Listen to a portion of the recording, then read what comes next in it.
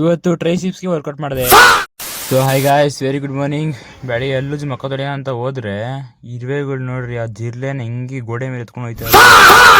ನಾನು ಇದನ್ನ ನೋಡಿ ಹೋಗಿ ಜರ್ಕಿನ್ ಹಾಕೊಂಡು ಜಿಮ್ಗೆ ಹೋಗಿ ರೆಡಿ ಆದೆ. ಆಮೇಲೆ ಗಾಡಿ ಸ್ಟಾರ್ಟ್ ಮಾಡ್ಕೊಂಡು ಜಿಮ್ ಕಡೆ ಹೊರಟೆ. ಹೋಗ್ಬೇಕಾದ್ರೆ ನಮ್ಮೂರು ಬಸವಣ್ಣಂಗೆ ಹಂಗೆ ಒಂದು ನಮಸ್ಕಾರ ಹಾಕಿ ಹೋಗಿ ಡೈರೆಕ್ಟಾಗಿ ಆದಿತ್ಯನ ಪಿಕ್ ಮಾಡ್ಕೊಂಡೆ. ಆಮೇಲೆ ನಾವಿಬ್ರು ಜಿಮ್ ಕಡೆ ಹೊರಟು ಜಿಮ್ಗೆ ಹೋಗಿ ನೋಡಿದ್ರೆ ಇವತ್ತು ಸ್ವಲ್ಪ ಜನನೇ ಬಂದಿದ್ದು. ಆಮೇಲೆ ನಾನು ಶೂ ಹಾಕೊಂಡು ಒಳಗೆ ಎಂಟ್ರಿ ಕೊಟ್ಟೆ. ಒಳಗೆ ಹೋದವನು ವಾರ್ಮಪ್ ಶುರು ಮಾಡ್ಕೊಂಡೆ. ವಾರ್ಮಪ್ ಮಾಡಿ ಸೈಕಲ್ ತುಳಿದು ಥ್ರೆಡ್ಮಿಲ್ ಮೇಲೆ ಓಡಿ ಒಂದೆರಡು ಪುಷಪ್ಸ್ ಹೊಡೆದೆ. ಆಮೇಲೆ ಇವತ್ತು ಟ್ರೈಸಿಪ್ಸ್ಗೆ ವರ್ಕೌಟ್ ಮಾಡಿದೆ.